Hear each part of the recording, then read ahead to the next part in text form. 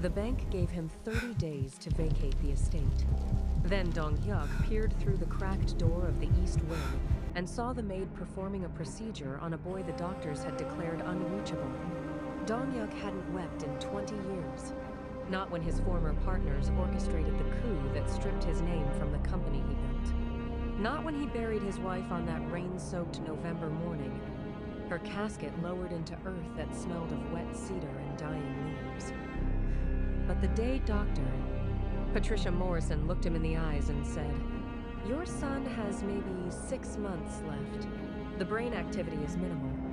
It's time to consider your options." Something inside him broke into pieces so small he didn't know if they could ever fit back together. Leo, 7 years old, comatose. The car accident had stolen everything from him. The laughter that used to echo through the glass corridors of their Seattle mansion. The questions about rockets and stars, and why the sky changed colors. The sticky-fingered hugs after soccer practice. Now the machines breathed for him. Artificial rhythm in place of life. And Dong-hyuk couldn't do anything to stop the slow fade. He stood in the east wing he'd converted into a medical facility, staring at a small body in a hospital bed surrounded by monitors and tubes. The hiss of the ventilator, the steady beep of the heart monitor. The antiseptic smell that couldn't quite mask the scent of decay, of hope dying by degrees. Dong-hyuk had spent millions. More money than most people would see in 10 lifetimes. He'd tried everything. Specialists flown in from Tokyo and Munich who promised breakthrough therapies. Experimental treatments whispered about in medical journals. Nothing worked. Nothing even slowed the deterioration. The scans showed less and less activity each month, his son's consciousness dimming like a star burning out. Before we go any further, I need to ask you something that might hit close to home. Have you ever felt completely powerless watching someone you love slip away? Have you ever realized that all your strength, all your resources, all your determination meant absolutely nothing? Stay with me, because what happens next will remind you that sometimes miracles walk through the door wearing the most unexpected faces. The next morning, the mansion felt like a mausoleum waiting for its final resident. No one spoke above a whisper. The household staff moved through the halls like ghosts, their footsteps careful on the marble floors. Mrs. Chen, the head housekeeper who'd been with the family for 12 years, had stopped bringing Leo's favorite books to his room because what was the point? The private security team Dong-hyuk employed, men who'd protected him through corporate espionage and hostile takeovers, whispered in corners when they thought he couldn't hear them. Everyone had given up. Everyone had accepted that Dong-hyuk's son was already gone, and that even the most brilliant tech mogul in the Pacific Northwest couldn't change fate. Then she walked through the gates. Ella Langley, 29 years old, no medical degree hanging on her wall, no impressive resume listing years of experience in pediatric care, no letters of recommendation from prestigious hospitals, just a quiet strength in her dark eyes that seemed to see through all the walls people built around themselves, just a steadiness in her voice that made you believe things might be okay, even when everything screamed they wouldn't be.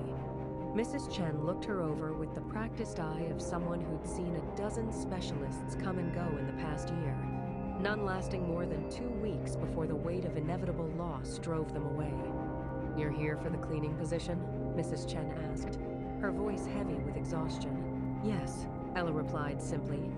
"Honey," Mrs. Chen said, and there was genuine kindness in the warning. "Trained nurses with 20 years of experience don't last 2 weeks here. This house is waiting for death.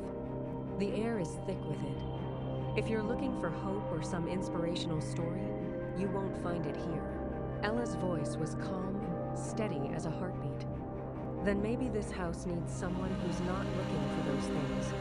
Maybe it needs someone who brings them." Mrs. Chen stared at this stranger, this woman with nothing to recommend her except the strange peace that seemed to radiate from her like warmth from a fire. She wanted to turn her away, to save her from the heartbreak that was coming.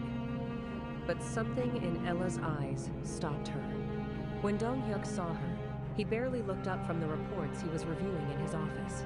Financial statements showing the systematic destruction of his legacy, mixed with legal documents about patent theft and hostile takeover attempts. His world carefully balanced between salvaging what remained and accepting total annihilation. "The East Wing is off limits," he said without lifting his eyes from the papers. "My son needs quiet. He needs rest. He needs to be left alone." Ella didn't move from the doorway, didn't shuffle her feet or apologize or back away like most people did when Dong-hyuk spoke. "Mr. Park," she said, her voice cutting through the silence like a bell. "Dying children don't need quiet. They need someone who still believes they're worth saving." Dong-hyuk's head snapped up. Anger flashed in his eyes, hot and immediate. The kind of anger that had ended careers and crushed competitors. His jaw clenched so tightly she could see the muscle jumping beneath his skin. "What did you just say to me?" His voice was dangerously low. "I said your son doesn't need another person treating him like a ghost who's already gone. He needs someone who sees him as alive, who treats him like he has a future worth fighting for." The silence that followed was heavy enough to crush bones. Dong-hyuk stared at this woman, this stranger who had no reason to care, no credentials to back up her bold words, no logic or science or proof that anything she believed could possibly be true. But her eyes held something he hadn't seen in 3 years of specialists and treatments and desperate prayers. Her eyes held hope, real, solid, unshakable hope. "Do what you want," he finally muttered, turning back to his papers with a dismissive wave. "Just stay out of my way." Ella walked into Leo's room in the East Wing.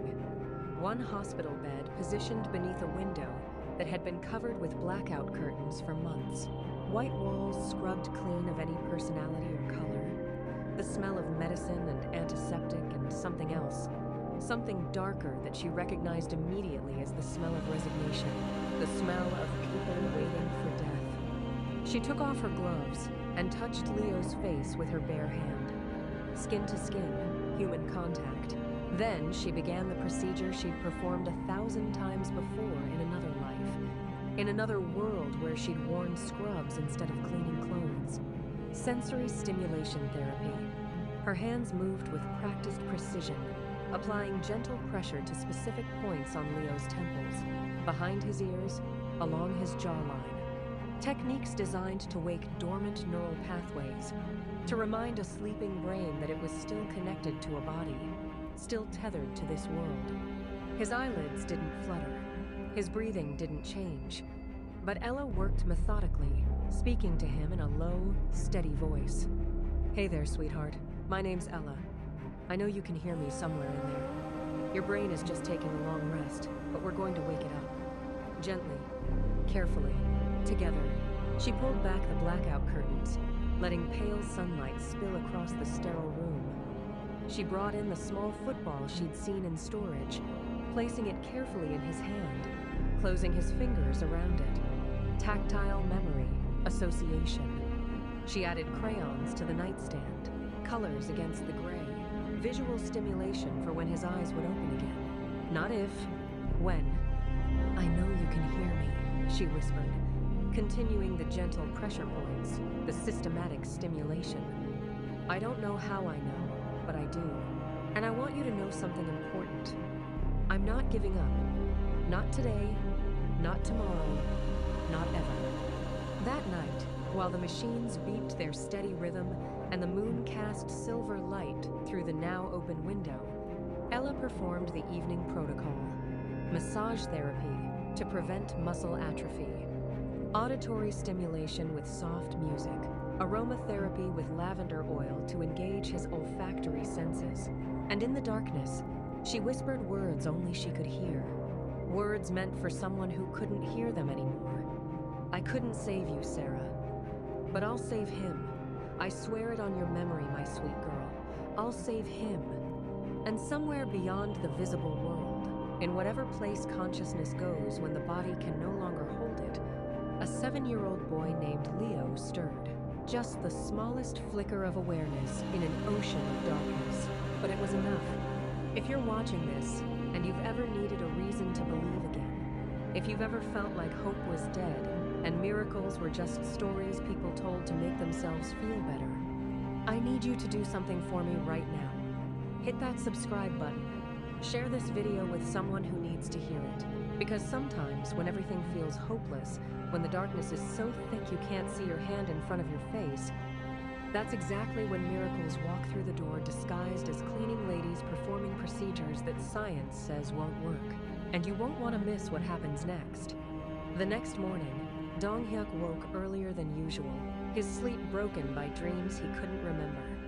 He found himself walking toward the east wing, drawn by something he couldn't name. The marble floors were cold beneath his bare feet, the pre-dawn light filtering through the floor-to-ceiling windows, casting long shadows across the empty hallways. He moved like a ghost through his own home, past the rooms he'd abandoned after the accident, past the life he'd locked away. He stopped outside Leo's door.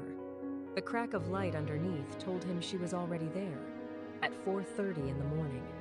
He pressed his palm against the heavy wood, feeling the grain beneath his skin, listening to the sounds beyond. No machines, no alarms, just the soft murmur of her voice, low and melodic, speaking words he couldn't quite make out. Dong-hyuk pushed the door open slowly. The hinges made no sound. He'd had them oiled when Leo first came home from the hospital, terrified any noise might somehow make things worse. Ella stood beside the bed, her back to him. She'd changed out of yesterday's plain clothes into dark-fitted jeans and a simple black sweater that hugged the curves of her waist and hips.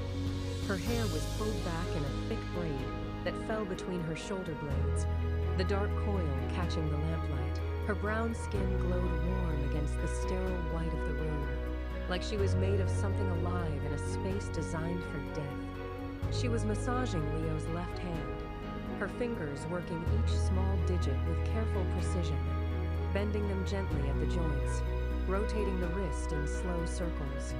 Her touch was firm but tender, the kind of confidence that came from years of practice, from knowing exactly how much pressure a fragile body could take.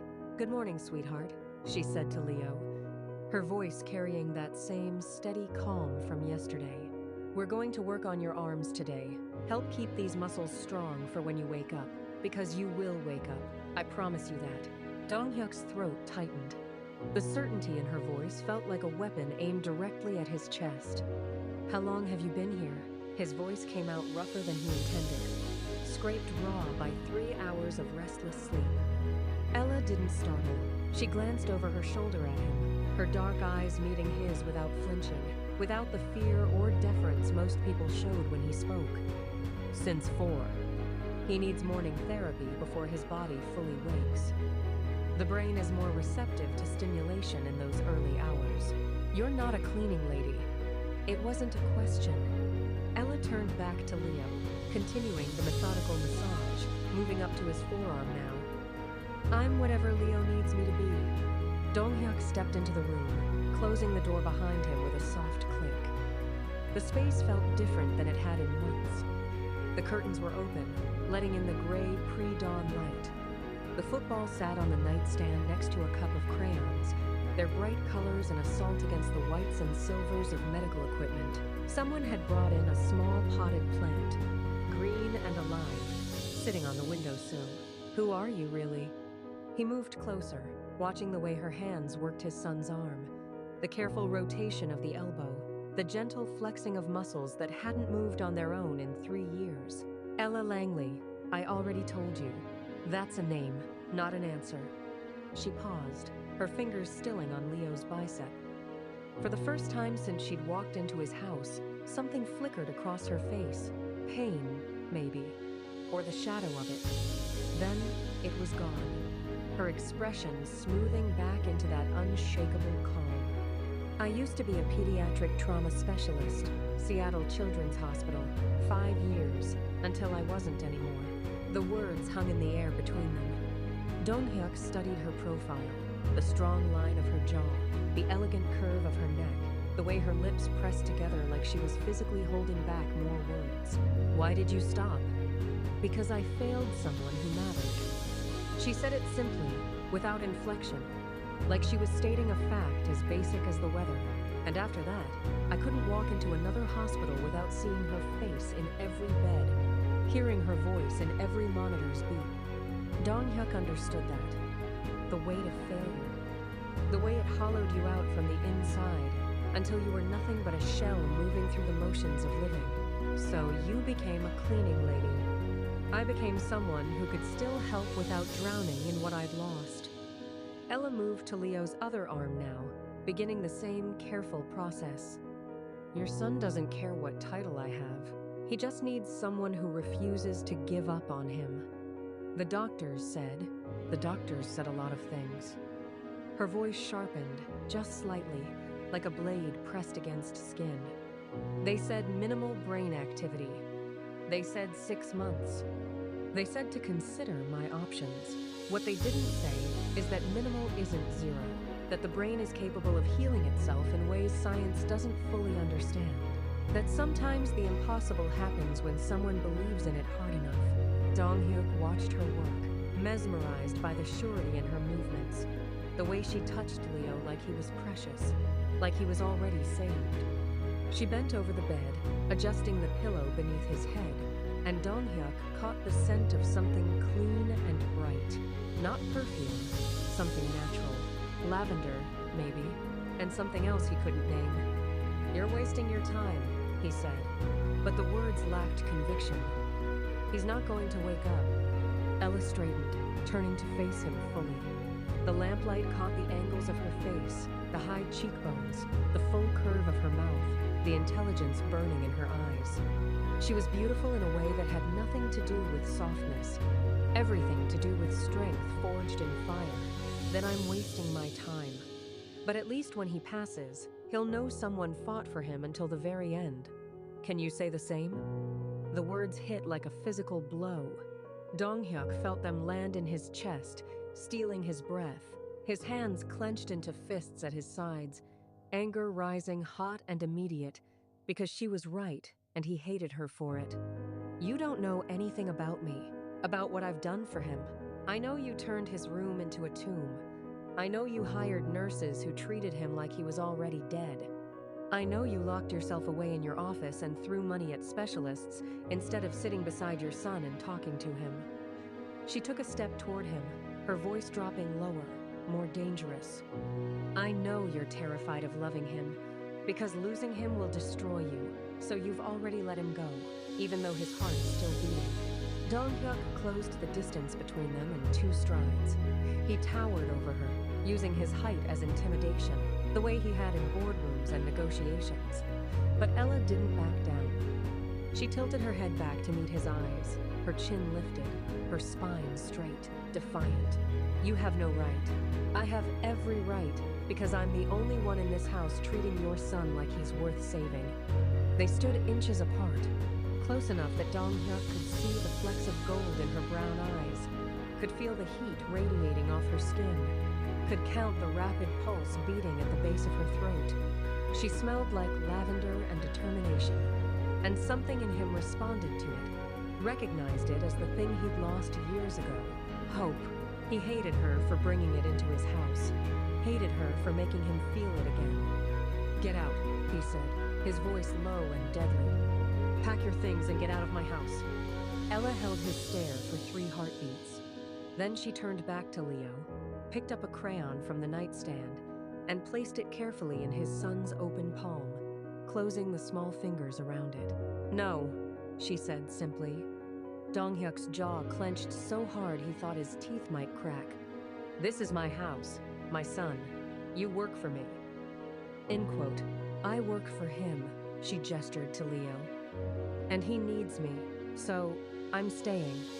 I'll call security, then call them. Let them drag me out while I'm performing therapy on a comatose child. I'm sure that'll look great when it ends up in the press. Disgraced tech mogul throws out woman trying to help his dying son. Her voice was calm, matter of fact, like she was discussing the weather. How much more of your reputation can you afford to lose? The words were a knife between his ribs, precise and brutal. Because she was right. The board was already circling, waiting for him to make one more mistake so they could seize everything. The patents, the house, his son's medical care, everything. Dong-hyuk stepped back, his chest heaving with fury and something else. Something that felt dangerously close to relief. "Stay out of my way," he ground out. "And don't make me regret this." "I won't," Ella said, already turning back to Leo. "But you might regret not being here when he wakes up." Dong-hyuk left before he could do something stupid. Like, believe her. 3 days passed like ghosts moving through fog. Dong-hyuk watched from the shadows, unable to stop himself. He'd told himself he was monitoring the situation, ensuring this woman wasn't making things worse. But the truth sat heavy in his chest like a stone. He was drawn to her, to the way she moved through Leo's room with absolute certainty, like she held secrets the rest of the world had forgotten. She arrived every morning at 4:30. He knew because he started waking at 4:15, listening for the soft click of her footsteps on marble, the quiet whisper of the east wing door opening. Some mornings he stayed in bed, fingers clenched in expensive sheets, fighting the urge to follow. Other mornings he lost that fight. Today, he stood outside the door at dawn, watching through the narrow gap. Ella had positioned Leo differently, propped up slightly with pillows that supported his spine in a way the nurses never had. She was reading to him from a book about space, her voice rich and warm as she described the surface of Mars, the rings of Saturn, the impossible distances between stars. Her fingers traced the words on the page, then moved to Leo's hand, guiding his index finger along the same path, teaching him to read again, as if his eyes could see, as if his brain could process the shapes of letters. Madness. Beautiful, impossible madness. She wore a deep burgundy sweater today, the color making her skin glow like polished mahogany in the early light. Gold hoops caught the lamplight every time she moved her head, small suns orbiting the curve of her jaw. She'd rolled the sleeves up to her elbows, exposing elegant forearms that flexed as she held the book, turned the pages, adjusted Leo's position with practiced care. Dong-hyuk's hands gripped the doorframe. He should interrupt. Should remind her that Leo couldn't hear, couldn't understand, couldn't come back no matter how many books she read or procedures she performed. But the words stuck in his throat, trapped behind the terrible hope building in his chest, like floodwater behind a failing dam. "Your dad's watching," Ella said suddenly, not looking up from the book. "He does that a lot. Stands outside and pretends he doesn't care." Dong-hyuk went still. Heat crawled up his neck. Ella turned a page, her voice never changing tone, as she continued reading to Leo about the great red spot on Jupiter. Then, softer, barely audible. "You can come in, Mr. Park. I don't bite." He should leave. Should turn around and walk back to his office where he belonged, where he could maintain the careful distance that kept him from breaking completely. Instead, his feet moved forward, carrying him into the room like a man walking toward his own execution. "How did you know?" His voice came out rougher than he intended. "Your reflection in the window. You always stand in the same spot." She glanced up, those dark eyes finding his with unnerving precision. "Why do you watch if you don't want to be involved?" "I didn't say I was watching." "You didn't have to." She marked her place in the book with one finger, giving him her full attention now. The weight of it felt like standing in a spotlight, exposed and vulnerable. "You're his father. Of course you watch. You just don't know how to do anything more than that anymore." The observation landed like a blade between his ribs. Dong-hyuk moved closer to the bed, looking down at his son. Leo's face was peaceful, unchanged. The ventilator hissed its steady rhythm. The monitors beeped their mechanical song. Nothing was different, and yet everything felt different with her in the room. "What makes you think he can hear you?" He kept his voice carefully neutral, businesslike. "The scans show minimal cortical activity. The brain damage is extensive." Minimal isn't zero. Ella stood, and Dong-hyuk realized how close they were now. Barely 2 feet of space between them. She was tall for a woman, 5 to 8 maybe, and she held herself like someone who'd learned early that confidence was armor. And extensive isn't complete. There are parts of his brain still functioning. Small parts, yes, but they're there. They're listening. They're waiting for a reason to come back online. That's not how neuroscience works, isn't it? She tilted her head, studying him with an intensity that made his pulse quicken. The brain is the most complex organ in the human body. We've barely scratched the surface of understanding it. There are cases of people waking from comas after years, after doctors declared them permanently vegetative. There are children who've recovered from injuries that should have been fatal, brains that rewired themselves in ways that defied every medical prediction. Science doesn't know everything, Mr. Park. Sometimes the impossible happens because someone refused to accept the possible. Dong-hyuk wanted to argue, wanted to pull out studies and statistics and the cold, brutal facts that Dr. Morrison had laid out in clinical detail. But standing there, with Ella's conviction radiating off her like heat, with his son lying between them holding a blue crayon in his lifeless hand, the arguments felt hollow. "You're giving me false hope," he said instead, and hated how his voice cracked on the last word. Ella's expression softened, just slightly. Not pity, something deeper. Understanding born from walking through the same hell. "I'm giving you the only kind of hope there is. The kind that keeps you fighting even when the odds say you'll lose. The kind that lets you live with yourself after, knowing you did everything possible." She paused, her eyes searching his face. "What's the alternative? Give up now and spend the rest of your life wondering if he could have come back? If only someone had tried?" The question hung in the air between them, heavy with implications. Dong-hyuk's jaw clenched, his hands fisting at his sides, because she was forcing him to confront the thing he'd been running from for 3 years. The guilt. The crushing weight of knowing he'd already abandoned his son while the boy's heart still beat. "I can't." The words came out barely above a whisper. "I can't let myself believe and then lose him anyway. It'll destroy me." "You're already destroyed, Mr. Park." Ella's voice was gentle but merciless. "You're already living in the aftermath. The only question is whether you want to fight your way out or stay buried." She moved past him, close enough that her arm brushed his, close enough that he caught her scent again, lavender and something warmer, earthier, sandalwood maybe. It made him think of fire and safety, 2 things he hadn't felt in years. Ella picked up a small bottle from the nightstand, essential oils. She unscrewed the cap, and the smell of peppermint filled the room, sharp and clarifying. "Olfactory stimulation," she explained, dabbing a small amount on her finger and gently touching it beneath Leo's nose. Scent is processed by the limbic system, the oldest part of the brain. Sometimes it can trigger responses when nothing else can.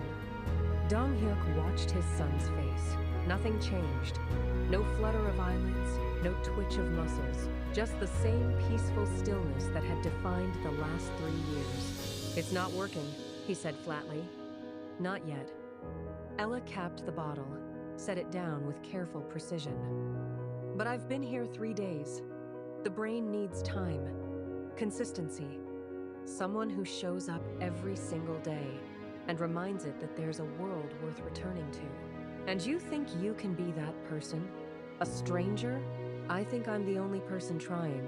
The words weren't accusatory, just honest, brutal in their simplicity. Dong-hyuk turned away, moving to the window. The sun was rising now, painting the Seattle skyline in shades of gold and pink. The city was waking up, millions of people starting their day, moving through their lives with purpose and direction. He felt untethered from all of it, floating in the space between grief and hope, unable to commit to either. "I hired you to clean," he said, staring out at the skyline. "Not to perform unauthorized medical procedures on my son. Then fire me." He heard the challenge in her voice, heard the dare. She knew he wouldn't, couldn't, because despite everything, despite his fear and his anger and his desperate need for distance, he wanted her to be right.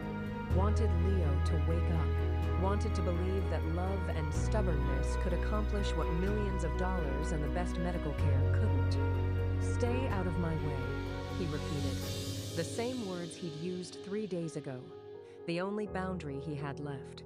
"I'll try," Ella said, but they both knew it was a lie. The breakthrough came on day 7. So subtle, Dong-hyuk almost missed it.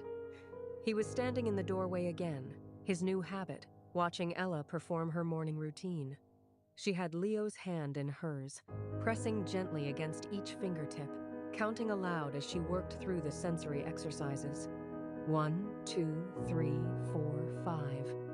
Her voice was steady, rhythmic. "We're waking up these nerves, sweetheart, reminding your brain that your hands are here, that they're ready to work again." Then, Leo's index finger twitched, just once, barely a millimeter of movement. But it happened. Dong-hyuk's heart stopped. He moved forward without thinking, crossing the room in 3 strides. "Did you see that? Did his finger just—" "Yes." Ella's voice was calm, but her eyes were bright with something fierce and triumphant. "I saw it. I've been seeing small movements for the past 2 days. This is the strongest one yet." 2 days. She'd been seeing responses for 2 days and hadn't told him. Anger flared hot in his chest, immediate and consuming. "Why didn't you tell me?" He grabbed her wrist, pulling her away from the bed. She came easily, letting him move her, but her eyes never left his face. "If he's responding, if there's any change at all, I have a right to know. Do you?" She didn't try to pull free, just stood there with his hand wrapped around her wrist, her pulse beating steady beneath his fingers. "What would you have done? Called Dr. Morrison? Had her run more tests that would tell you the movements are involuntary, meaningless reflexes? Or would you have let yourself hope, just for a moment, before the fear dragged you back down?" Dong-hyuk's grip tightened.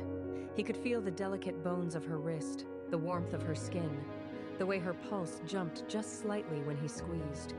She didn't flinch, didn't look away, just held his gaze with that maddening calm. "You don't get to make those decisions for me. He's my son. Then act like it." Her voice dropped lower, more dangerous. "Stop hiding in doorways. Stop watching from the shadows like you're afraid to touch him. He needs his father, not a ghost haunting the halls of his own house." Dong-hyuk yanked her closer, until they were inches apart, until he could see the individual flecks of gold in her dark eyes, the way her breathing quickened just slightly. "You have no idea what I've been through, what I've lost." "Don't I?" Something flickered across her face, raw and painful. "You think you're the only person who's watched someone die slowly? The only one who stood beside a hospital bed and begged God for a miracle that never came?"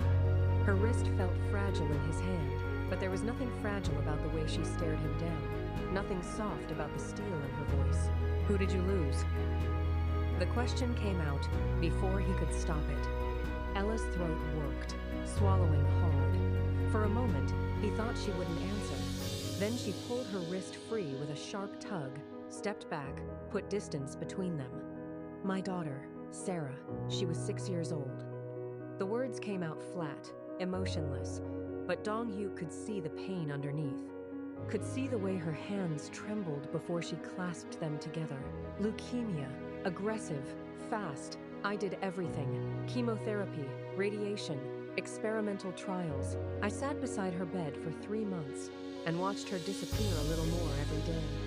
Dong-hyuk felt like he'd been punched. All the anger drained out of him, replaced by something colder. Recognition. The terrible kinship of shared loss. "I'm sorry," he said, and meant it. "I don't want your sympathy." Ella turned back to Leo, her spine straight, her shoulders squared. "I want you to understand why I'm here, why I can't walk away from your son even when you order me to. Why are you here?"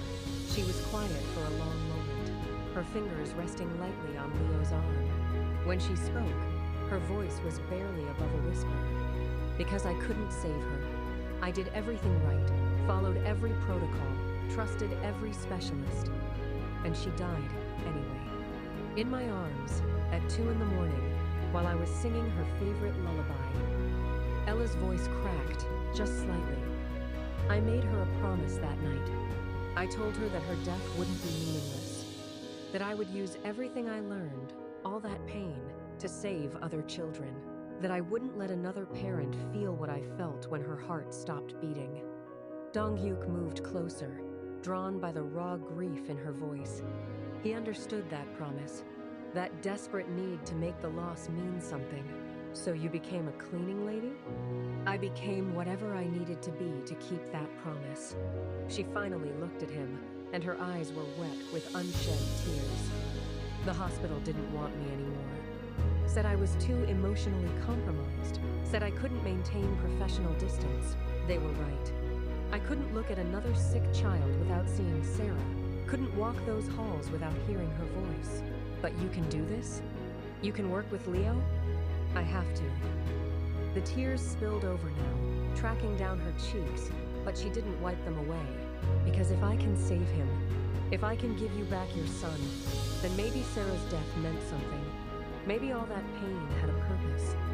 Dong-hyuk reached out without thinking, his thumb catching a tear on her cheek. Her skin was soft, warm, alive. She went very still, her breath catching, her eyes locked on his.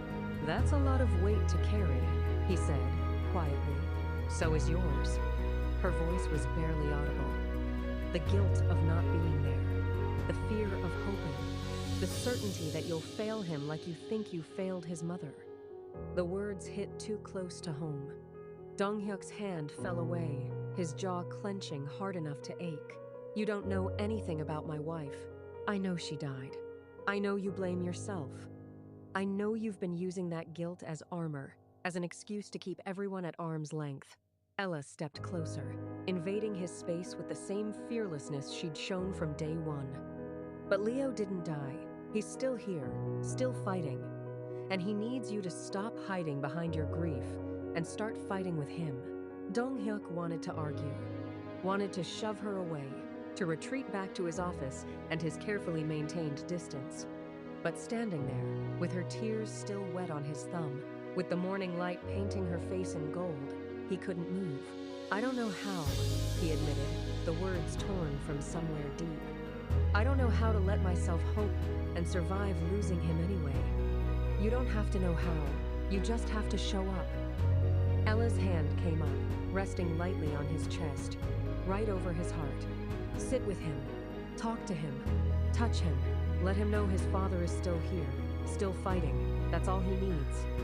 Her hand felt like a brand through his shirt, burning through fabric and skin straight to the damaged thing beating underneath. Dong-hyuk covered her hand with his, holding it there, feeling his own heartbeat thunder against their joined palms. What if I can't do it? What if I sit there, and all I feel is the weight of everything I've already lost? Then you feel it. Her voice was fierce now, urgent. You feel it, and you stay anyway, because that's what love is. Not the absence of pain, but the willingness to carry it. They stood like that for a long moment, her hand pressed to his chest, his hand covering hers, both of them caught in the space between grief and healing. Then, a sound broke the silence. A soft exhale from the bed, different than the ventilator's mechanical rhythm. They both turned. Leo's chest rose and fell, once on its own. Then again, Dong-hyuk's breath stopped. "Is he breathing?" Ella's voice shook with barely contained emotion. "He's trying to breathe on his own." The moment lasted maybe 5 seconds. Then Leo's body relaxed back into the ventilator's rhythm, the brief spark of independence fading. But it had happened. Dong-hyuk had seen it. Proof that something inside his son was still fighting, still trying to come back. He sank into the chair beside the bed, his legs giving out. His hand found Leo's, those small fingers cool and still in his grip. And for the first time in 3 years, Dong-hyuk let himself believe. Just a little. Just enough to hurt. They arrived at noon exactly. 3 black cars pulling up to the estate with the precision of a military operation. Dong-hyuk watched from his office window. his jaw clenched so tight it ached, as 6 people in expensive suits climbed out. The vultures had finally come to pick his bones. Marcus Vaughn led the group, 53 years old and sharp as a blade. He'd been Dong-hyuk's partner once, back when the company was just an idea sketched on napkins in a shitty apartment. Now he was the man who'd orchestrated the coup, who'd stolen everything Dong-hyuk had built, who'd left him with nothing but this house and his dying son. The doorbell rang, a soft chime that echoed through the empty halls. Dong-hyuk didn't move. Let them wait. Let them stand outside like the parasites they were. His phone buzzed. Marcus, of course. We're here for the wellness check, as stipulated in the court order. Open the door, or we'll have the police do it for us. Dong-hyuk ended the call without responding. He straightened his tie, rolled his shoulders back, and walked downstairs. The armor settled over him like a second skin, the cold, untouchable CEO who built an empire from nothing. The man Marcus had betrayed, but never quite broken. He opened the door himself. No staff, no witnesses, just him and the people who'd destroyed his life. Marcus smiled, all teeth and no warmth. Dong-hyuk, you look like shit. Marcus, you look like a man who still can't sleep at night. Dong-hyuk's voice was flat, emotionless. Guilty conscience will do that. I sleep fine. Marcus gestured to the 5 people behind him, lawyers mostly, and one woman in a crisp white coat who had to be the medical evaluator. We're here to assess Leo's living situation. Make sure he's receiving appropriate care. I'm sure you understand our concern.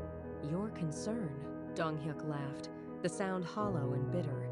You've never given a damn about my son. This is about the patents. You think, if you can prove I'm an unfit guardian, you can seize control of everything else I have left. The patents are company property, one of the lawyers stepped forward. A thin man with wire-rimmed glasses and the dead eyes of a career shark, as we've proven in court, repeatedly. The ether cell is mine. Personal project, developed on my own time. Your claim won't hold.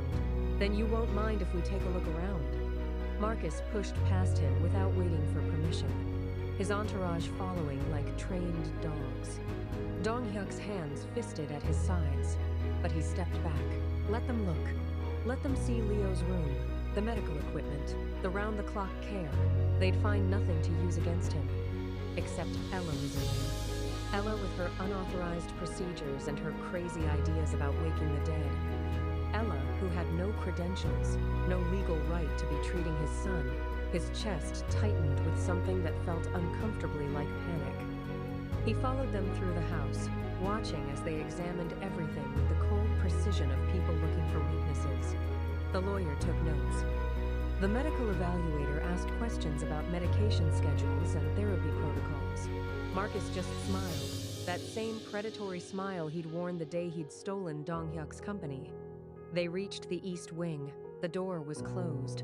Dong-hyuk moved to block it, his body a wall between them and his son.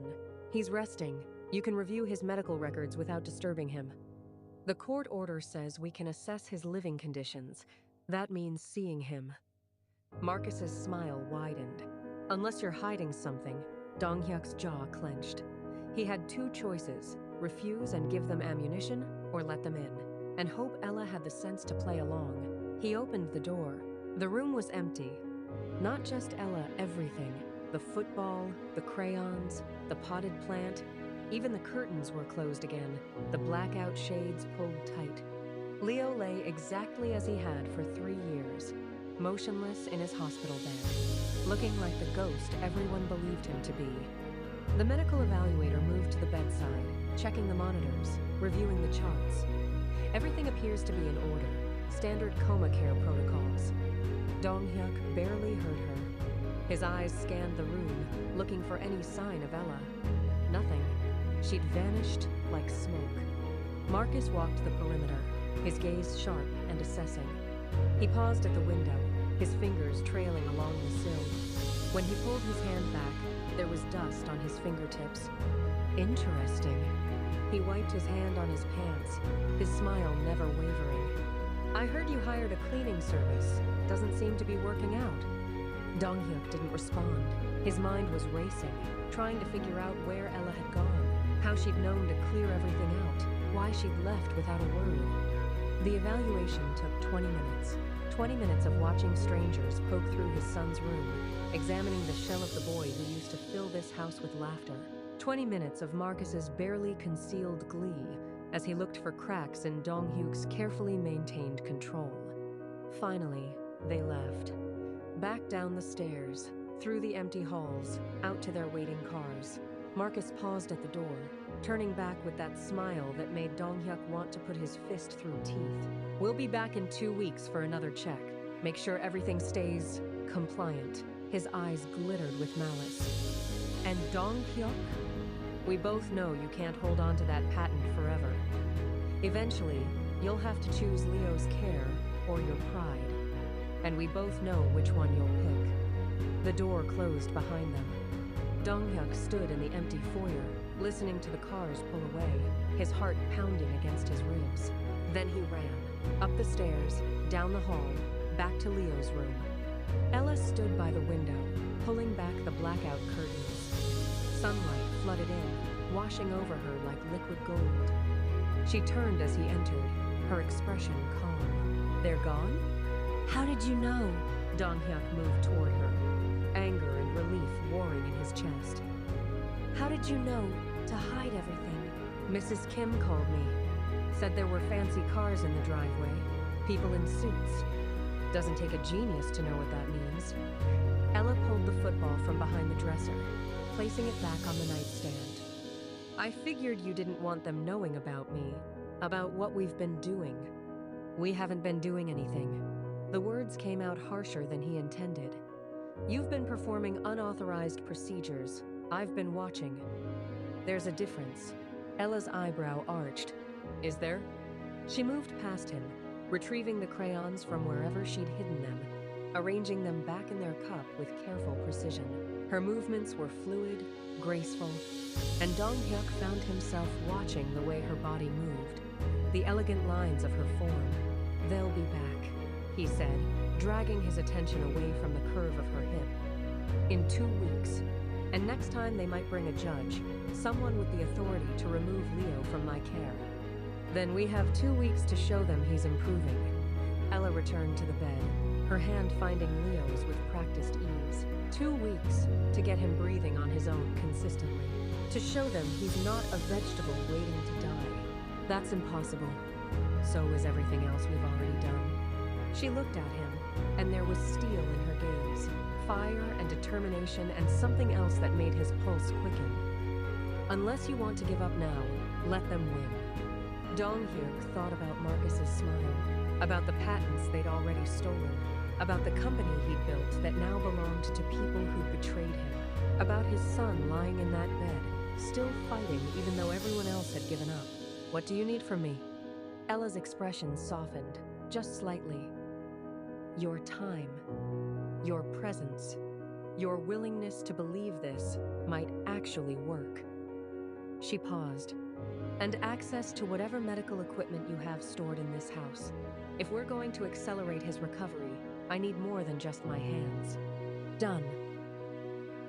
The word came out before he could think about it, before he could calculate the risk, weigh the odds, protect himself from the inevitable pain of hoping and losing anyway.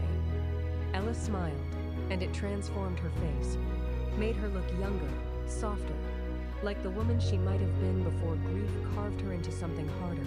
Then let's get to work. The attic was exactly what Dong-hyuk expected, a graveyard of abandoned ambitions. Dust motes danced in the weak light filtering through grimy windows. Boxes stacked floor to ceiling, each one labeled in his wife's neat handwriting. Catherine had believed in organization, in preserving everything that mattered. She'd believed in a future where they'd have time to sort through the past. She'd been wrong. Ella moved through the space like she belonged there, her fingers trailing over boxes, reading labels, searching for something Dong-hyuk couldn't name. She'd changed into fitted black jeans and a thin gray sweater that clung to her curves, outlined the swell of her breasts, the dip of her waist. Dust smudged her cheek, and she'd tied her hair up in a messy knot that exposed the elegant line of her neck. She was beautiful. The thought came unbidden, unwanted, dangerous. What exactly are we looking for? Dong-hyuk stood near the stairs, reluctant to venture deeper into the space. Too many ghosts up here. Too many memories he'd locked away because remembering hurt too much. Medical equipment. You said you had some stored. Ella pulled open a box, peered inside, moved to the next one. Anything that might help with Leo's therapy. Ultrasound equipment for deep tissue stimulation. EEG monitors to track brain activity during procedures. Even old textbooks on neurology or pediatric medicine. Why would I have that? Ella glanced back at him, one eyebrow raised. Because your wife was a neurologist. I saw her degree on the wall downstairs, the one you haven't taken down even though looking at it must kill you. The observation landed like a punch. Dong-hyuk's jaw clenched, his hands fisting at his sides. Don't talk about her. Why not? Ella turned fully now, facing him across the dusty space. Because it hurts? Because remembering makes you feel things you've spent 3 years trying to bury? Because it's none of your business. Everything about you became my business the moment I decided to save your son. She moved closer, navigating around boxes with easy grace. You can't keep her locked away forever. Can't keep pretending she didn't exist just because she's gone. Dong-hyuk's throat tightened. I'm not pretending anything. I just don't see the point in what? In remembering the woman you loved? In honoring her memory by using the knowledge she left behind? Ella stopped inches from him, close enough that he could smell her scent, see the flecks of gold in her dark eyes. She was a neurologist. That means she understood the brain, understood how to heal it. And you've been sitting on all her research, all her equipment, letting it rot up here while your son dies downstairs. The accusation hit like a blade. Dong-hyuk grabbed her arm, yanking her closer until they were pressed together, her breath hot against his face. You don't know what you're talking about? Then show me I'm wrong. Her voice dropped lower, more dangerous. Challenge and invitation wrapped into 3 words. Show me there's nothing up here that could help Leo. Show me you haven't been hiding from your wife's memory the same way you've been hiding from your son. Dong-hyuk held her there, his fingers tight around her bicep, his body thrumming with anger and something darker. Something that made him hyper-aware of every point where their bodies touched. The softness of her breast against his chest. The heat of her skin beneath his hand. The way her pulse jumped in her throat. I'm not hiding. Aren't you? She didn't try to pull away. Just stood there, unflinching, staring him down. You locked this attic 3 years ago. Locked away everything Catherine left behind. Her research, her dreams, her legacy. You've been living in a tomb of your own making. Dong-hyuk's grip tightened. She was my wife. I have a right to grieve however I want. Grieve, yes, but you're not grieving. You're drowning. Ella's free hand came up, pressing against his chest. And you're dragging Leo down with you. He should push her away, should end this conversation and send her back downstairs. But her hand on his chest felt like an anchor, like the only thing keeping him tethered to the world. What do you want from me? The question came out raw, scraped from somewhere deep. I want you to fight, for Leo, for yourself, for the life you could still have if you just let go of the death you're clinging to. Her eyes searched his face, looking for something he wasn't sure he could give. Help me find her research. Let's use Catherine's knowledge to save your son. Let's make her death mean something. The words broke something in him. Dong-hyuk released her arm, stepped back, his chest heaving. Ella stood there watching him, her expression impossible to read. Fine. He moved past her, deeper into the attic. But we do this my way. He found the boxes in the back corner. 5 of them, labeled in Catherine's handwriting, research materials. He'd packed them himself the week after her funeral, unable to look at her notes without seeing her face, hearing her voice, remembering the plans they'd made for the future that would never come. Ella knelt beside the first box, opening it with reverent care. Inside were notebooks filled with Catherine's neat handwriting, research papers, medical journals. She pulled out a leather-bound journal, flipping through pages covered in diagrams and notes. "This is brilliant," she breathed. She was working on non-invasive brain stimulation techniques. "Look at this." She held up a diagram, showing electrode placements for targeting specific neural pathways. This could be exactly what Leo needs. Dong-hyuk crouched beside her, looking at his dead wife's handwriting.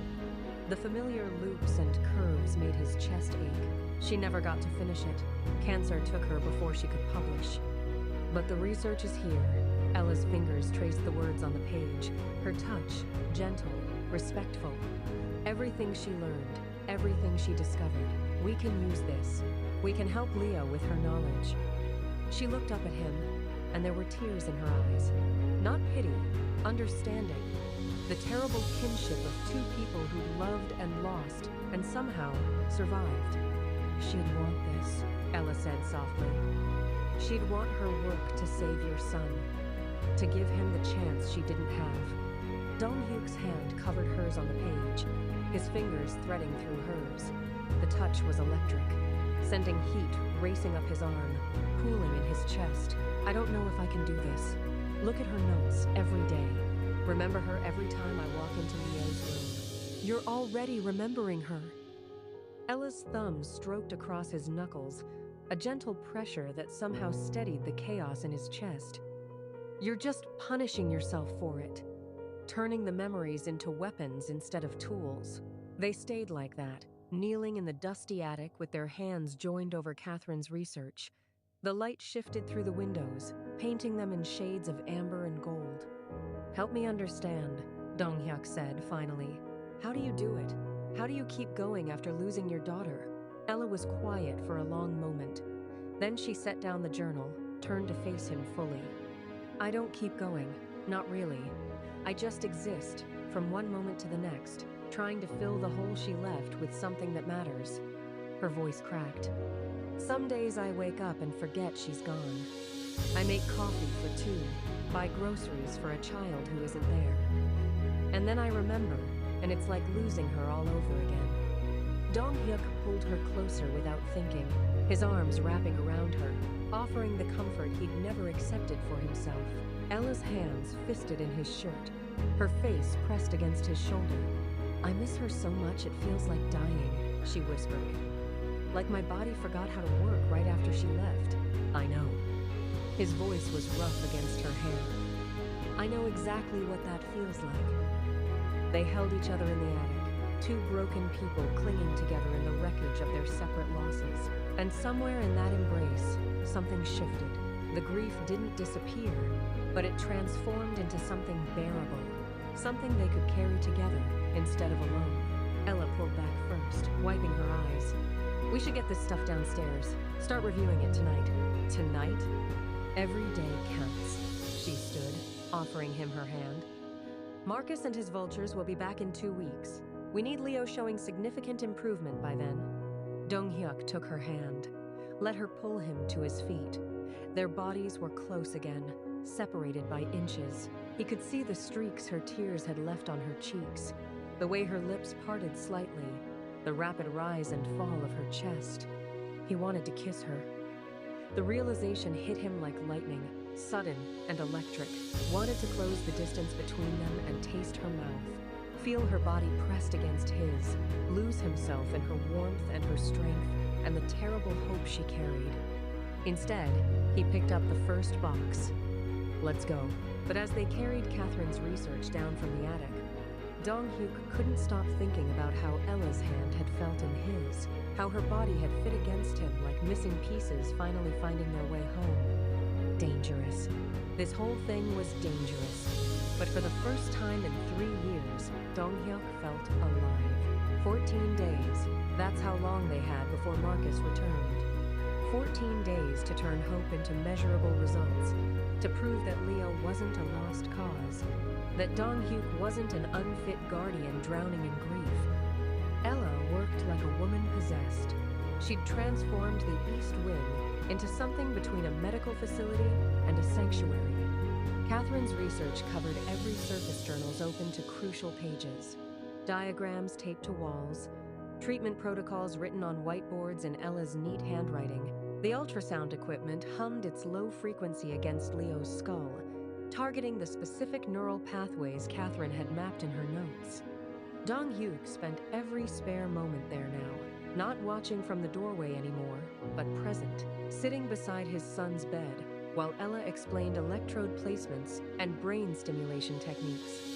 Reading aloud from the books Leo had loved before the accident, space exploration, dinosaurs, stories about boys who saved the world, he felt raw, exposed.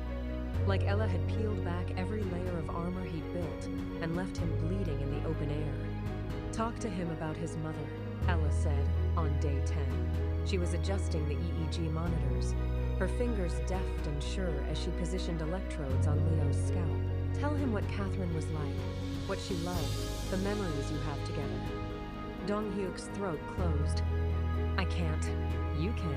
She looked at him across Leo's body, her dark eyes holding his. He needs to know where he came from, who loved him before the accident.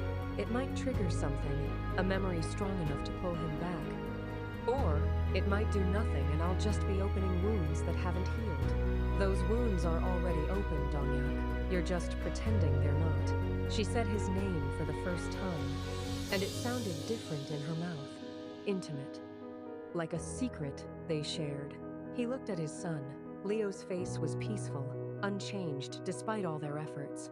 The ventilator still breathed for him, the monitors still beeped their mechanical rhythm.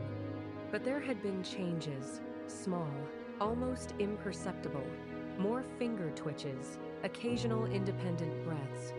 A faster heart rate during certain stimulation exercises. Maybe. Just maybe. Catherine was brilliant, Dong-hyuk started, his voice rough, scary brilliant. She could look at a brain scan and see things other neurologists missed. She had this way of explaining complex concepts that made them simple, accessible, and she was funny. God, she could make me laugh like no one else. Ella listened, her hands never stopping their work, but her attention fully on him. She wanted a big family, 3 kids at least, said she grew up lonely, wanted to make sure Leo had siblings to fight with and love. His chest tightened. We were trying for another baby when the cancer came. She was so excited about being pregnant again. And then, his voice broke. Ella moved around the bed, her hand finding his shoulder, squeezing gently. And then she was sick, Ella finished for him. And all those plans disappeared. 6 months. That's all we got from diagnosis to death. 6 months of watching her disappear, of holding her hand while the chemo destroyed her body, of lying to her about how strong she looked when we both knew she was dying. Did she know about Leo? About the accident? Dong-hyuk shook his head. She died 2 months before. I'm grateful for that, at least. She never had to see him like this. They stood in silence, Ella's hand warm on his shoulder, both of them looking at the boy who'd lost his mother and might never wake to know it. Tell him more, Ella said softly. Tell him the good stuff, the memories that make you smile. So Dong-hyuk talked. About Catherine's terrible cooking and her brilliant mind. About the way she'd dance in the kitchen while making breakfast. How she'd sung off-key in the shower. About the time she'd convinced him to go camping even though he hated bugs. And they'd ended up in a rainstorm, soaked and laughing in their collapsed tent. He talked until his voice gave out, until the memories stopped feeling like knives and started feeling like gifts. Precious things he'd locked away because holding them hurt too much. Ella watched him through it all, her expression soft, her eyes wet with unshed tears. When he finished, she moved to the monitors, checking the readouts. Then she went still. Dong-hyuk. Her voice shook. Look at this. He was at her side in an instant. The EEG monitor showed increased activity in Leo's temporal lobe, the region associated with memory and emotional processing. His brain is responding, Ella breathed. To your voice, to the memories. He's hearing you. Dong-hyuk's heart hammered against his ribs. You're sure? As sure as I can be without more advanced equipment. She grabbed his hand, pulled him back to Leo's bedside. Keep talking. Tell him more. His brain is waking up. Dong-hyuk sat down hard in the chair, his legs suddenly weak. He took Leo's hand, those small fingers cool in his grip. Your mom loved you so much, buddy. She used to sing to you every night before bed. This silly song about stars and dreams that she made up herself. I can't remember all the words, but the melody went like this. He hummed, rough and off-key, trying to recall the tune Catherine had sung 1,000 times. And as he hummed, Leo's fingers twitched in his hand, just once. But it was there. Again, Ella urged. Sing it again. Dong-hyuk hummed the melody, over and over, letting the memories wash over him. Catherine's voice joining his in harmony. Leo, as a toddler, falling asleep to that song. The three of them together, whole and happy and alive. Leo's hand squeezed his, a deliberate, conscious movement. Dong-hyuk stopped humming, his breath catching in his throat. Did you see? I saw it. Ella's voice was thick with emotion. He's responding. He's fighting to come back. They stared at each other across the bed, the moment crystallizing into something profound. This was it. Proof that all their work, all their hope, might actually mean something. Dong-hyuk stood, still holding Leo's hand, and without thinking, without calculating the risk, he pulled Ella into his arms. She came willingly, her body fitting against his like they'd done this 1,000 times before, like it was the most natural thing in the world. Thank you, he whispered against her hair. Thank you for not giving up on him. On us. Ella's arms wrapped around his waist, holding him tight. Don't thank me yet. We still have work to do. But she didn't pull away. Neither did he.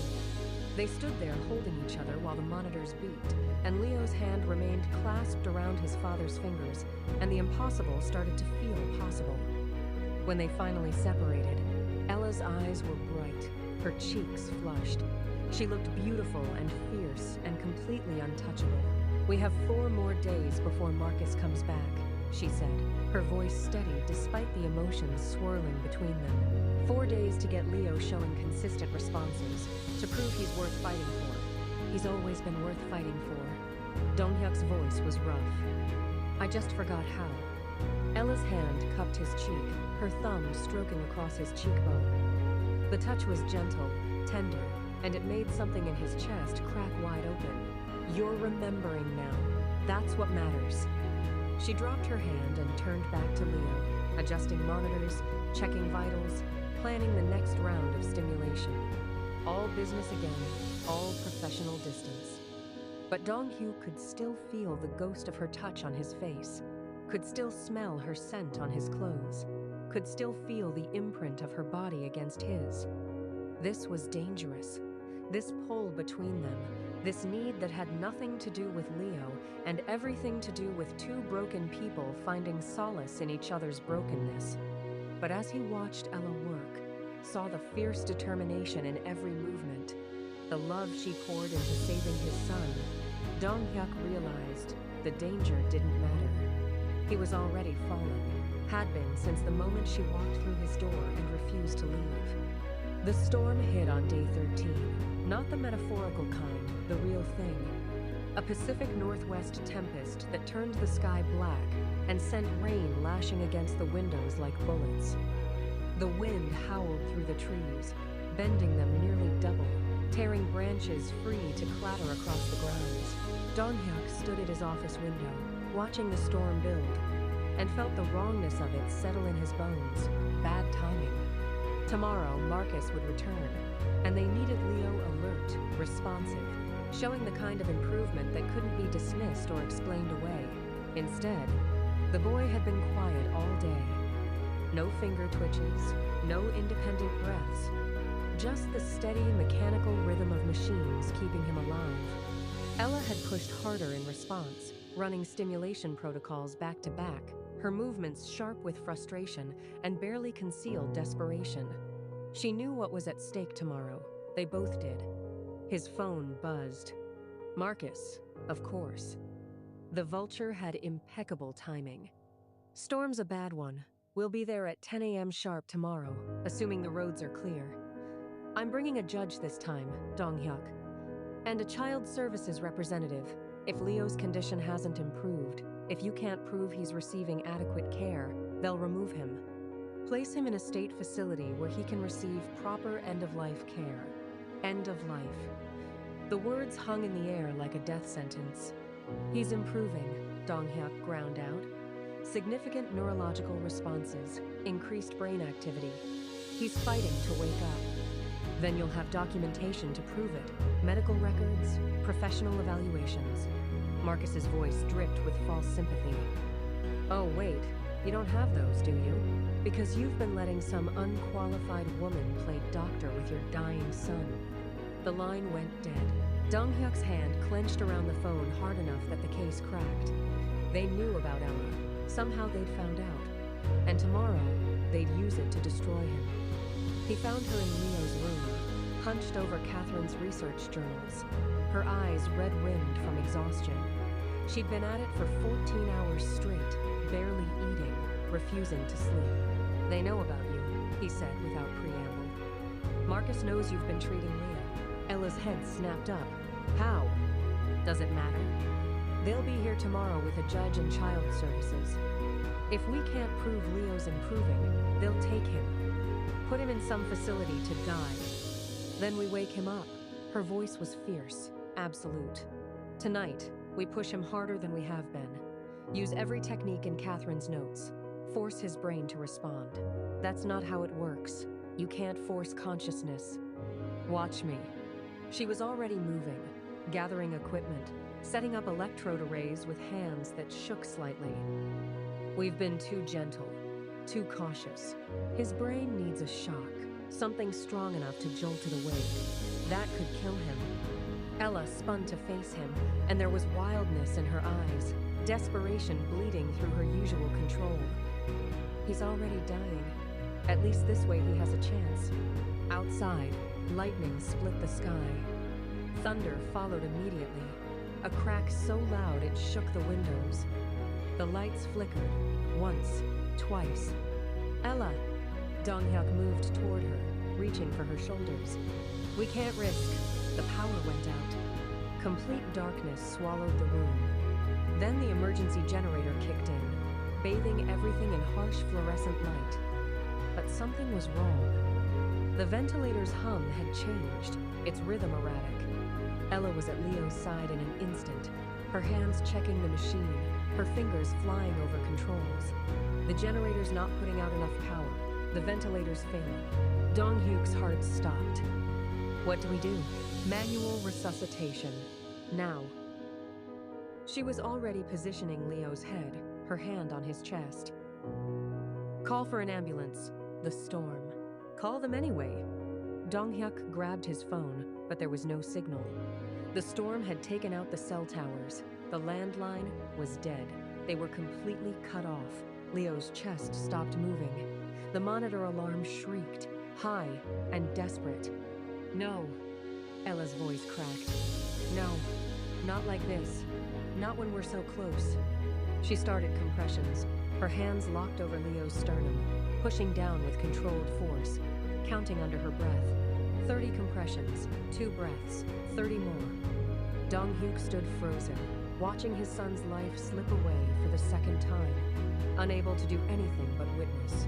Help me, Ella gasped. Take over compressions. I need to check his airway. Dong-hyuk moved on autopilot, his hands replacing hers on Leo's chest. The boy's ribs felt fragile beneath his palms, small and breakable. He pushed down, counting the way Ella had, trying to keep his rhythm steady even as panic clawed at his throat. Ella tilted Leo's head back, checked his mouth, his throat. Airway's clear. Keep going. Don't stop. 30 compressions. 2 breaths from Ella. 30 more. The storm raged outside, rain hammering the windows, wind screaming like a living thing.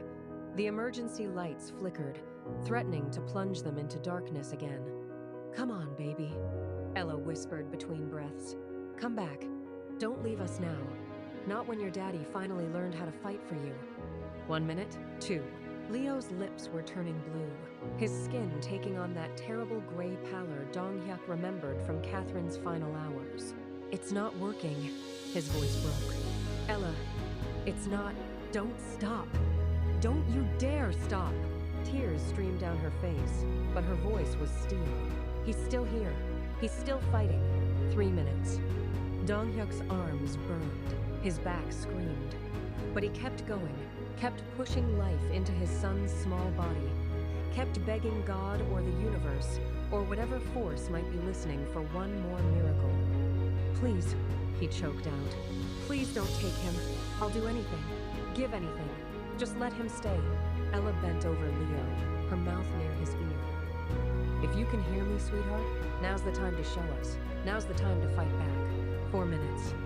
The human brain could only survive 4 to 6 minutes without oxygen before permanent damage set in. They were running out of time. I'm sorry, Dong-hyuk gasped, his compressions getting sloppy as exhaustion hit. I'm so sorry I wasn't there. Wasn't the father you needed? I'm sorry I hid from you because I was afraid of losing you. I'm sorry, Leo coughed. A small, weak sound, but unmistakable. Dong-hyuk's hands froze. Did he? Keep going, Ella commanded. But then Leo coughed again, stronger this time. His chest expanded on its own, pulling in air without the ventilator's help. His eyelids fluttered, rapid eye movement visible beneath the thin skin. The monitor beeped. Once, twice. A heartbeat, weak but there. Oh my God. Ella's hands were shaking as she checked his pulse, his breathing. He's back. He's breathing on his own. Dong-hyuk collapsed back, his chest heaving, his whole body trembling. Leo's chest rose and fell, independent of any machine. Shallow, irregular, but real. Leo. His voice cracked. Can you hear me, buddy? The boy's eyes moved beneath his lids.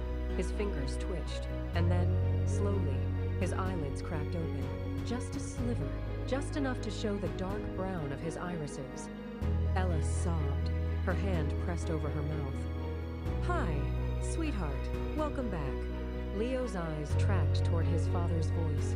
His lips moved, forming soundless words. Dong-hyuk leaned closer, his hand cupping his son's face. I'm here. I'm right here. I'm never leaving again. Outside, the storm began to break. The wind eased, the rain gentled. And in the east wing of a Seattle mansion, a boy who'd been lost for 3 years finally came home. Leo slept, but it was different now. Real sleep, not the coma's endless dark. His eyes moved beneath his lids, dreaming. His breathing was steady, natural, his chest rising and falling on its own. The ventilator sat silent in the corner, no longer needed. Ella hadn't left his side all night. She sat in the chair beside his bed, one hand wrapped around his, monitoring every breath, every heartbeat, like if she looked away for even a second, he might slip back into the dark. Dong-hyuk watched her from the doorway. She'd saved his son, twice, first from giving up, then from death itself. And somewhere in those weeks of fighting together, she'd saved him too. The realization sat heavy in his chest. He was in love with her. Not the easy kind of love. Not the soft romance of people who met at the right time in the right place. This was the desperate, impossible love born from shared trauma. From standing in the fire together and refusing to let go. It was messy and complicated, and probably the worst possible timing, but it was real. Ella looked up, sensing his presence. Her face was exhausted, beautiful in the harsh morning light. You should be sleeping. So should you. Can't. Every time I close my eyes, I see him turning blue. See his heart stopping. Her voice cracked. I almost lost him, Dong-hyuk. Another minute, and... But you didn't. He moved into the room, crouched beside her chair. You brought him back. You saved him. We saved him. She turned her hand in his, threading their fingers together. You were the one doing compressions. The one who wouldn't stop even when it seemed hopeless. They sat like that, hands joined, looking at the sleeping boy who'd become the center of both their worlds. Marcus will be here in 2 hours, Dong-hyuk said quietly, with his judge and his child services rep. And when they see Leo awake, when they see him breathing on his own, they'll find another way to hurt you. Ella's voice was flat, certain. Men like Marcus don't give up just because they lost one battle. Let them try. Dong-hyuk's jaw clenched. They can't take him now, can't claim he needs institutional care when he's clearly improving. But they can take the patents, the house, everything else you have left. She looked at him, her dark eyes searching his face. Is that really what you want? To lose everything you built just to keep Leo safe? I'd burn it all down if it meant he lives. The words came out fierce, absolute. The company, the patents, this house. None of it matters without him. Ella smiled, sad and sweet. That's what I thought you'd say? She stood, moved to the window. Dawn was breaking, painting the sky in shades of gold and pink. The storm had passed, leaving everything washed clean and new. I need to tell you something, she said, her back to him. About why I really came here. Dong-hyuk felt his stomach drop. What do you mean? I didn't answer a random cleaning ad. There was no ad. She turned, and there was guilt written all over her face. I was the intake specialist when Leo was first admitted to the hospital after the accident. I processed his paperwork, saw the scans, heard the doctors say he'd never wake up. The betrayal hit like a physical blow. You knew who I was, who Leo was, and you lied. I didn't lie. I just didn't tell you the whole truth. She moved toward him, her hands raised in supplication. After Sarah died, I couldn't work in the hospital anymore. But I couldn't stop thinking about Leo either. About that little boy lying in a bed with minimal brain activity, with a father who'd given up. I thought, you thought what? That you could save him because you couldn't save your daughter? Anger rose hot in his chest. That fixing my son would somehow fix what happened to Sarah. Yes. The word came out like a confession. Yes, that's exactly what I thought. I know it's selfish. I know it's wrong. But I couldn't watch another child die without at least trying, even if it meant lying to get through the door. Dong-hyuk stood, his hands clenched into fists. Get out, Dong-hyuk. I said get out. His voice was cold, final. You used us. Used Leo's condition to work through your own grief.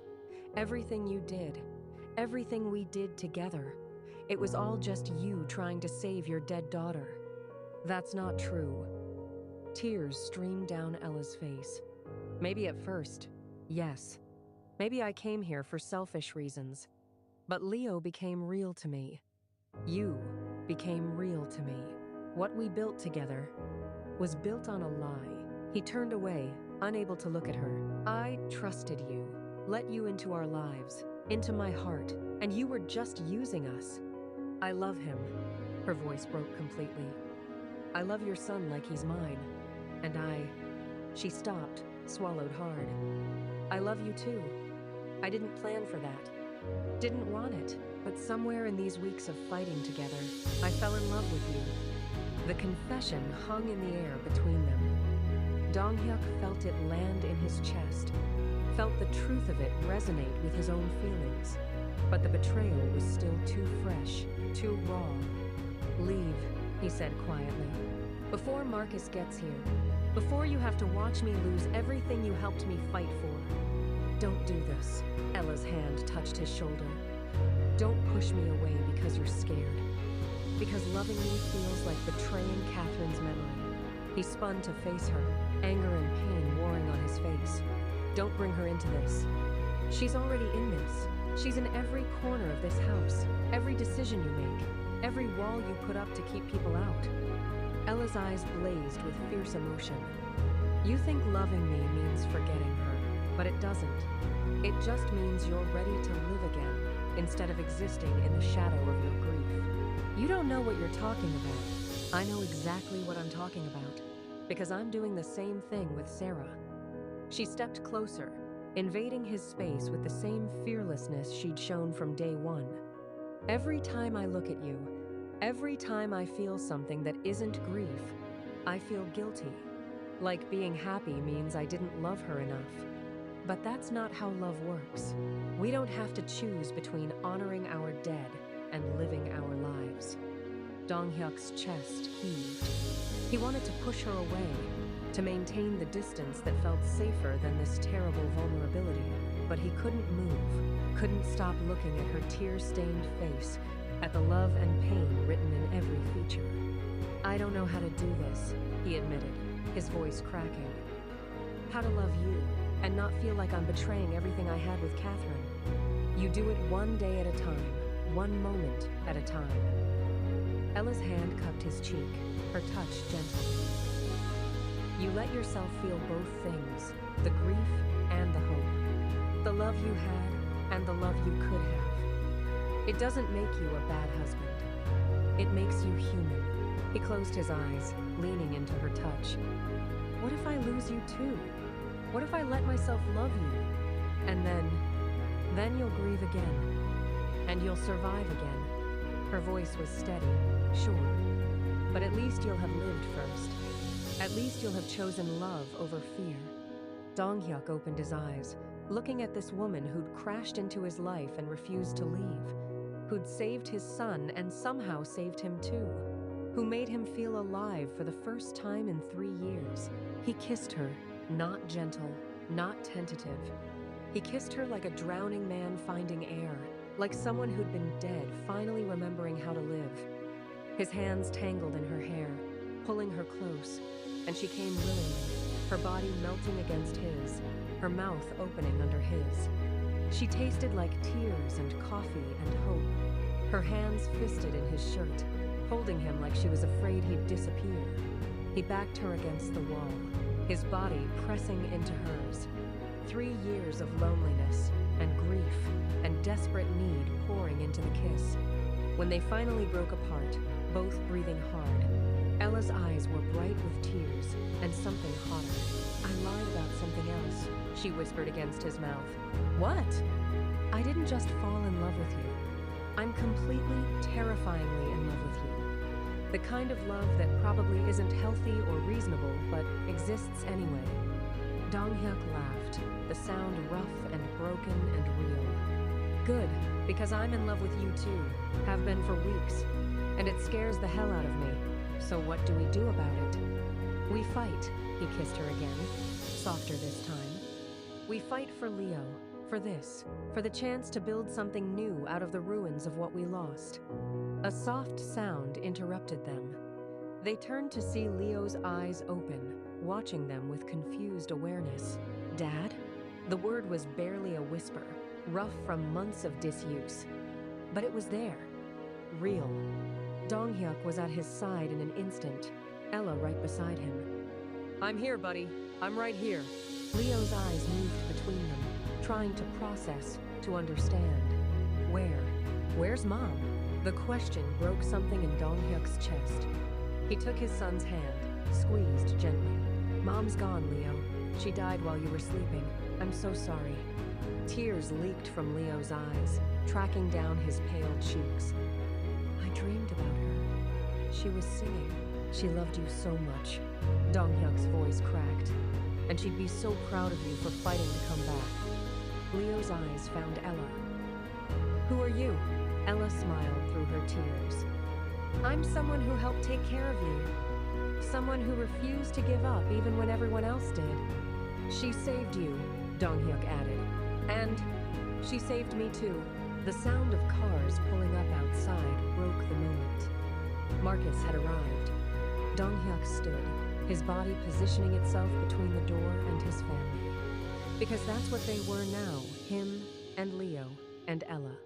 A family forged in fire and grief and impossible hope. "Let them come," he said quietly. "Let them see what we've accomplished. And when they try to take what's mine, I'll show them exactly why you don't corner a man who's already lost everything." Ella moved beside him, her hand finding his. United. Below, doors slammed. Voices echoed through the empty halls. The vultures had come to feast, but they were about to learn that dead men could bite back. Marcus stopped dead in the doorway of Leo's room. His face went pale, then red, then pale again as he processed what he was seeing.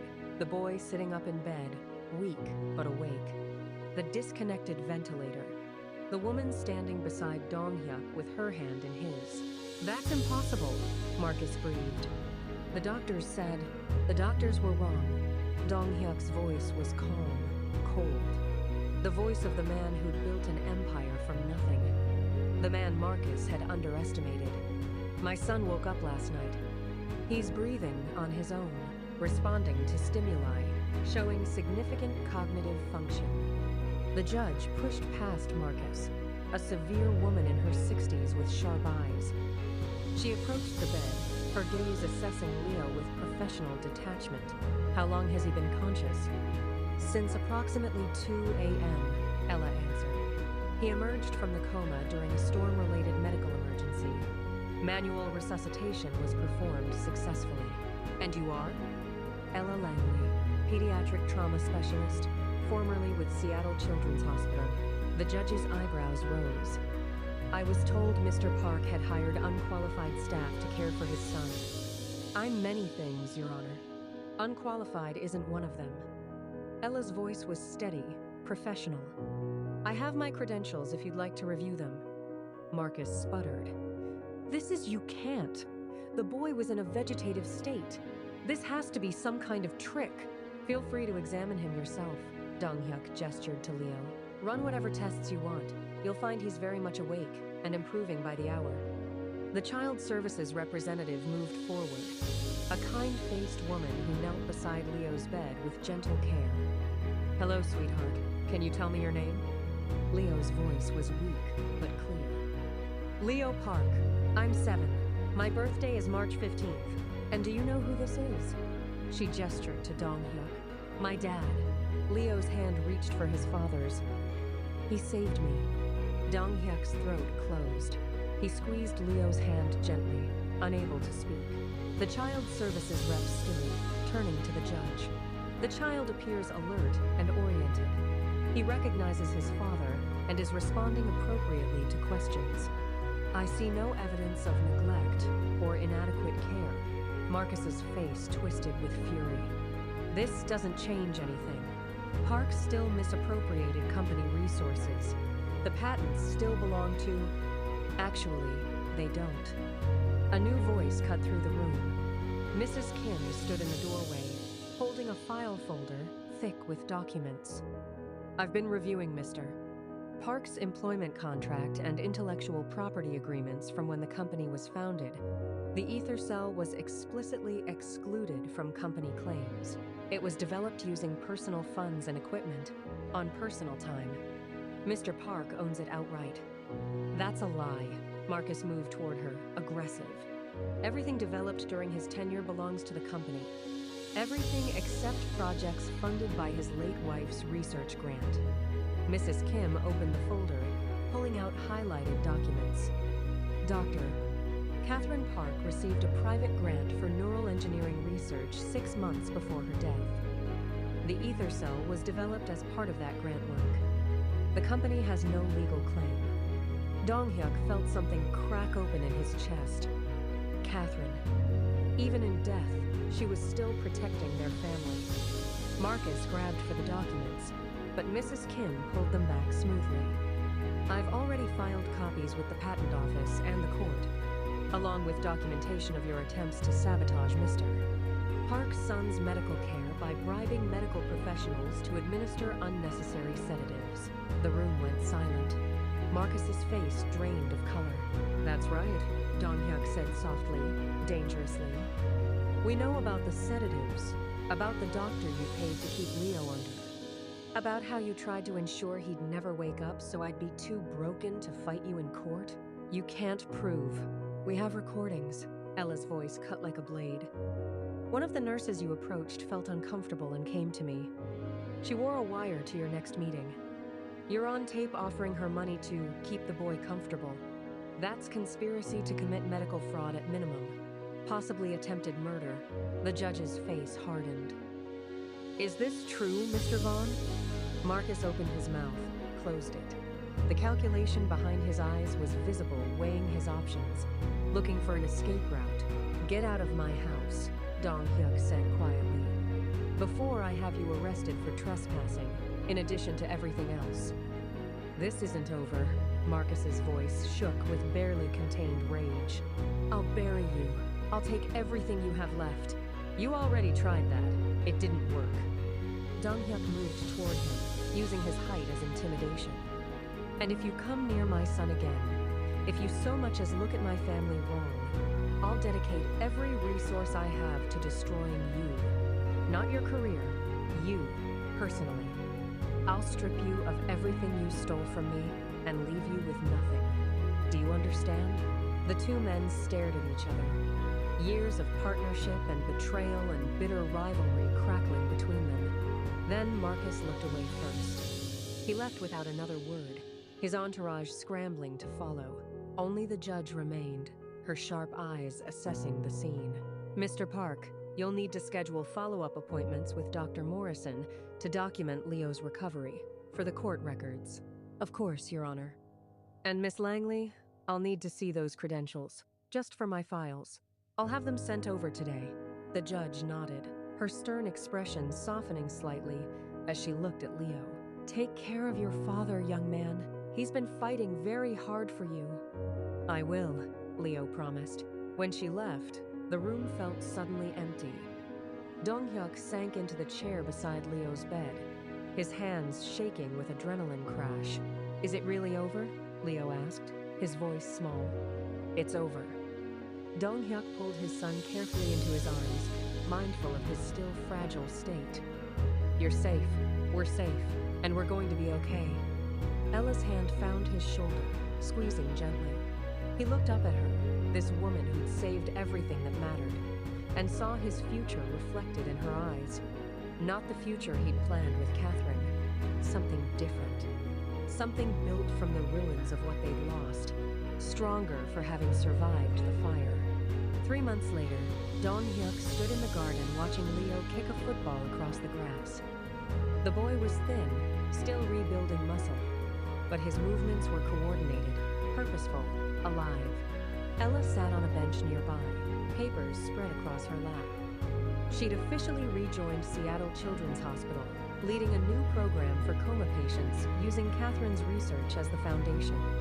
The ether cell patent was in final testing, months away from bringing clean energy to millions. Catherine's legacy, Leo's future.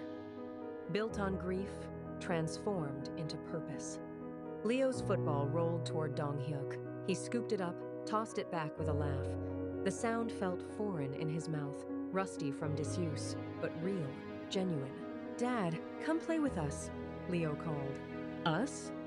Ella set down her papers, standing with a smile. He's been begging me to try. Apparently, I need to learn the basics. Dong-hyuk moved toward them, his family, and felt the weight he'd carried for 3 years finally begin to lift. The grief was still there, would always be there, a part of him like breath or heartbeat, but it no longer defined him. He wrapped his arms around Ella's waist from behind, resting his chin on her shoulder. She leaned back into him, solid and warm and alive. Thank you, he whispered against her hair. For what? For not giving up, for teaching me how to fight again, for showing me that loving you doesn't mean forgetting her. Ella turned in his arms, her hands cupping his face. Catherine will always be part of this family, always be part of Leo. But that doesn't mean we can't build something new, something beautiful from what we've survived. He kissed her, soft and slow, tasting coffee and promise on her lips. Gross, Leo shouted, laughing. No kissing during football. They broke apart, both laughing. Dong-hyuk grabbed his son, lifting him in the air despite the boys' protests, spinning until they were both dizzy and breathless. Above them, the sky was impossibly blue. The cherry tree they'd planted for Sarah swayed in the breeze, its branches heavy with pink blossoms. A memorial, a promise, a reminder that love transformed but never truly ended. And somewhere beyond the visible world, 2 women watched, Catherine and Sarah, together in whatever place souls go when they leave this earth, watching the family they'd helped create, the love they'd helped forge, smiling. Because death wasn't the end of love. It was just the beginning of a different kind. one that reached across the divide and kept saving people long after you were gone. Dong-hyuk looked at his son, at the woman he loved, at the garden full of life and light and impossible second chances, and he chose to live, finally, fully, without reservation. He chose love over fear, and it was enough.